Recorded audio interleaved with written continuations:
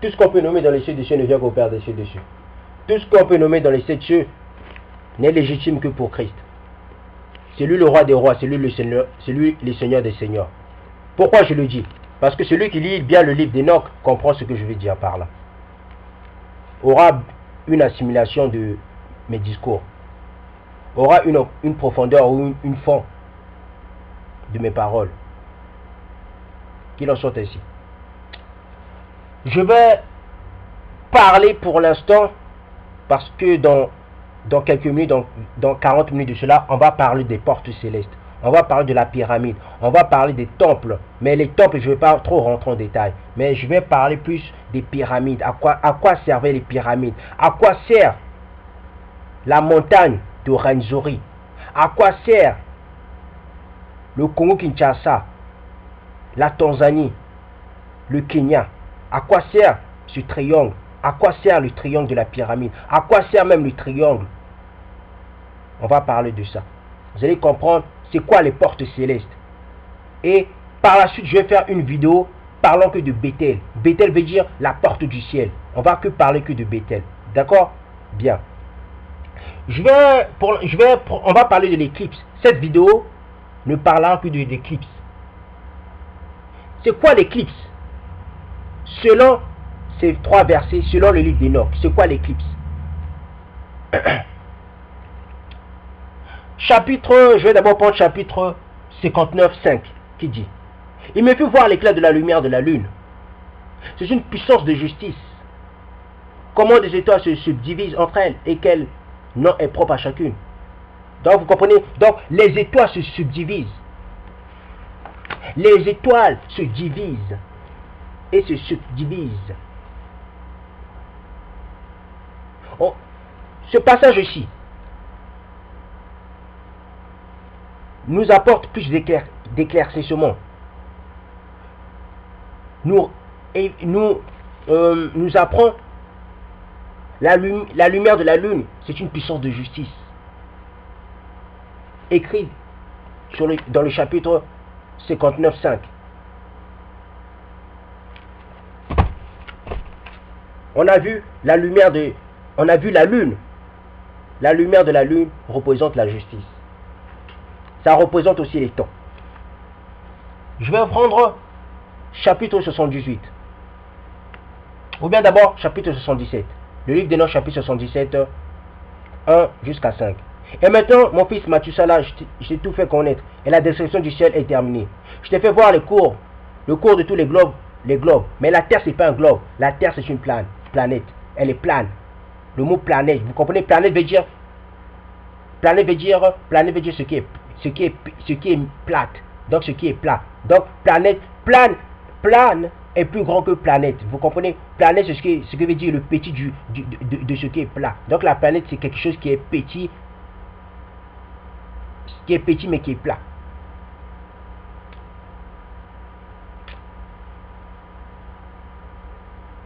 Qui préside aux saisons aux différents temps de l'année, l'heure et les diverses influences, produisent les mois, les semaines et les jours. Je t'ai également fait voir les deux croisements de la lune qui ont lieu à la 6e porte. Donc là on a bien vu la lune va dans les portes. Quand la lune est en mouvement, ce sont des portes. Mais c'est quoi les portes? Vous allez me dire, mais c'est quoi les portes? J'avais déjà expliqué. Ce qui est bizarre, je vous avais déjà dit, c'est bien de m'écouter de temps en temps. Parce que ce que je dis, c'est trop naturel, c'est trop logique. C'est trop compréhensible. Vous comprenez? Vous comprenez? Bien. Donc, là on a vu, la lune a des portes. Donc quand la lune est en mouvement, il traverse des portes. Car à cette porte que la lune perd sa lumière. Donc à la 6e porte, que le diable dit 666. Le chiffre 6. Le chiffre 6 représente la perte de la lumière de la lune. C'est par là que commence la lune. C'est aussi là qu'elle finit à l'époque certaine. Vous comprenez? Donc la lune commence à la porte 6, elle finit à la porte 6. Donc ça fait 66.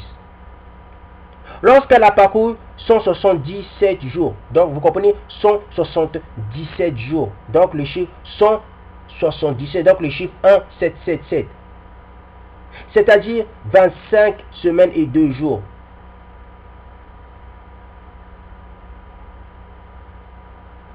Donc vous voyez 25 semaines et 2 jours. Donc toujours le chiffre 2, 7. Sa période est plus petite que celle du soleil. Elle a 5 jours de moins par semestre. Quand elle se trouve dans son plan, elle présente la face d'un homme. C'est ainsi que me l'a fait connaître Uriel, le grand ange qui le régit. Uriel, c'est qui? Uriel, c'était un archange. C'est lui qui préside aux étoiles. Je vais maintenant terminer par le chapitre 78. On a bien expliqué c'est quoi la lune. Comprenez? On a bien expliqué l'éclipse. Donc quand il y a une éclipse, il y a, ça veut tout simplement dire la fin de la traversée, donc la fin de la course, dans la fin du mouvement de la lune. Et ça veut aussi dire le commencement d'un nouveau temps. Donc la lune, elle sert au temps.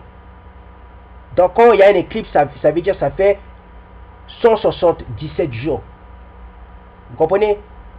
Donc quand il y aura encore un autre éclipse, ça va faire 177 jours. Ça veut dire aussi 25 semaines et 2 jours. Voilà le temps. La lune, elle sert à marquer le temps. La lune, quand il y a l'éclipse, ça veut dire c'est le 6e jour. La lune a traversé la 6e porte. Donc le chiffre 6, ce n'est pas diabolique. Le chiffre 6 appartient à l'Éternel. Je vais prendre chapitre 78, 1-10. Je vais terminer par 1-10. Dans ce jour-là, Uriel me dit, voici, je t'ai fait tout connaître, ô Enoch. Je t'ai tout révélé, tu vois le soleil, la lune et les anges qui dirigent les étoiles du ciel, qui président à leur mouvement et à leur face et à leur conversion. Donc vous comprenez, dans ce passage-ci, on voit la lune. Derrière la lune se cache un esprit. Donc c'est l'esprit qui dirige le soleil. Derrière le soleil se cache un esprit. Donc c'est l'esprit qui dirige le soleil. C'est pas moi qui le dis. C'est ce que le livre d'Enoch raconte. Vous comprenez pourquoi les Égyptiens faisaient de la magie? Vous comprenez ça sert à quoi? C'est quoi le culte des anges? Vous comprenez ça sert à quoi? C'est quoi le culte des étoiles que le vaudou est en train de faire jusqu'à maintenant? Puisqu'ils font de l'astrologie. Le vaudou fait de l'astrologie, n'est-ce pas? Le vaudou parle de la constellation de Sirius, ainsi de suite, de Orion, ainsi de suite, de Pléiade. Mais il parle de ça. Mais c'est quoi? Mais c'est faire le culte des démons, c'est faire le culte des anges déchus. Vous comprenez? Parce que derrière le soleil se cache un esprit. Derrière la lune se cache un esprit. Derrière la terre se cache un esprit. La terre vit. Vous comprenez? C'est pour ça qu'on dit la terre, aucune bombe atomique. Quoi que vous voulez, quoi que vous voulez faire, quoi que vous avez dans la tête, vous ne pouvez pas détruire la terre parce que la terre c'est un esprit. Je poursuis. Les jours des pécheurs ne seront point complets. Leurs semences manqueront dans les champs et dans les campagnes. Leurs travaux de terre seront bouleversés. Rien ne viendra pour eux en son temps. La pluie restera dans les airs et le ciel. Excusez-moi.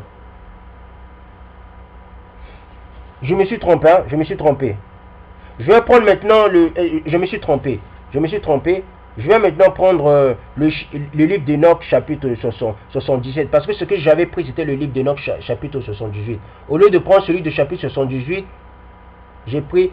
Non, au lieu de prendre celui de chapitre 77, j'avais pris celui du chapitre 78. Donc j'ai renversé cela. Vous comprenez? Je vais prendre maintenant le livre du chapitre 77. Là on va bien comprendre cela. Les noms du soleil sont Oziar, donc Oziar et Thomas. Donc vous voyez, le soleil a un nom. Vous comprenez? Chaque soleil dans chaque galaxie, dans chaque univers a des noms. C'est pas moi qui le dis, c'est ce que le livre d'Enoch raconte. Donc à plus forte raison, Christ a un nom.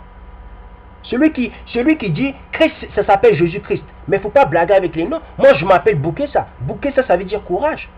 Mais mon nom a une notation, a un but. Le soleil, son nom a un but. Son nom s'appelle Oziar.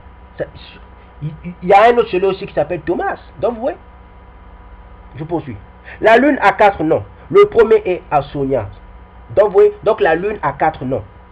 Donc vous voyez, même la lune a des noms. Le second est Bla, le troisième Bénas et le quatrième Héra. Héra.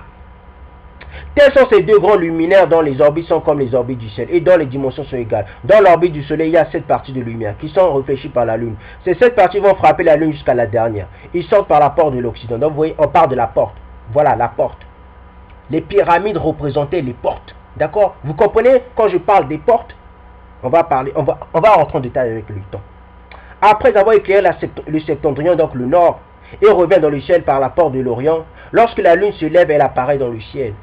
Et elle est éclairée par la moitié de la 7e partie de la lune. Cette lumière se comporte au bout de 14 jours. Bientôt se complétèrent 3 fois 5 parties de lumière.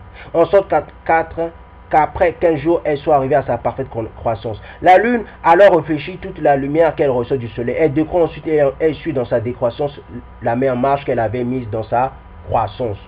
En certains mois, la lune a 29 jours. Donc vous comprenez, en certains mois, la lune a 29 jours. Et on a d'autres mois où elle n'a que 28 jours. Vous comprenez? Donc la lune souvent a 29 jours, la lune souvent a 28 jours. Uriel me révéla encore une autre loi, c'est la manière dont la lumière émanant du soleil vient se répandre sur la lune. Pendant tout le temps que la lune progresse dans sa lumière, elle s'avance devant le soleil. Jusqu'au bout de 14 jours, sa lumière devient pleine dans le ciel. Mais quand elle décroît ou que cette lumière a sorti peu à peu dans le ciel, le premier jour s'appelle une nouvelle lune. Parce que c'est dans ce jour qu'elle recommence et à recevoir la lumière du soleil. Donc vous voyez, donc, vous comprenez? Donc, la lune aussi, le soleil aussi donne de la lumière à la lune. Mais la lune aussi c'est une luminaire. La lune aussi émet de la lumière. La lune a de la lumière. Mais le soleil aussi donne de la lumière à la lune. Elle se trouve qu'en plein le jour, le soleil descend à l'Occident, pendant que la lune monte à l'Orient. Alors la lune brille pendant toute la nuit jusqu'à ce que le soleil se lève avant elle. Alors la lumière s'évanouit devant le soleil. Donc vous voyez, même le soleil aussi s'élève. S'élever là veut dire le soleil aussi dort. Donc le soleil aussi dort. Vous allez me dire, mais dans un autre endroit il y a le soleil. Non, mais il dit se lever. Ça veut aussi dire se lever de quoi? Mais quand tu te lèves le matin, mais tu te lèves, donc ça dit tu as dormi, n'est-ce pas? Je ne vais pas trop rentrer en détail parce que là il me reste que peu de minutes. Il me reste que 3 minutes. Parce que les vidéos que je fais à des durées. C'est pas moi qui... Dès le début, il faut que je mette des durées. Donc les vidéos que je fais à des durées. Donc les durées, quand les durées se terminent, ça se termine. Je poursuis. Quand la lumière s'approche de la lune, elle décroît encore. Jusqu'à ce qu'elle soit complètement éclipsée, alors son temps est terminé. Donc vous voyez, donc vous comprenez, quand on dit la lune, quand on dit l'éclipse de la lune, ça veut dire la lune passe par la 6e porte. Donc la lune termine, donc la lune marque le temps. Donc il y a une nouvelle, donc la lune a marqué le temps. Donc la lune repart, se repose et repart. Donc c'est le début de la lune. Le chiffre 6 représente les 6 portes de la lune. Alors son orbite vide est sans aucun éclat. Pendant 3 mois, elle accomplit sa période en 30 jours. Pendant 3 autres mois, elle accomplit en 29 jours. Pendant 3 mois, elle a une période de 30 jours et pendant 3 mois, une période de 29 jours. Donc vous comprenez pourquoi le jour de février, souvent c'est 28 jours, souvent c'est 29 jours. Parce que ils ont pris, dans ce mois-ci, ils ont pris le temps de la lune. Parce que le chiffre, le jour en février, souvent c'est 28 jours, souvent c'est 29 jours. Vous voyez?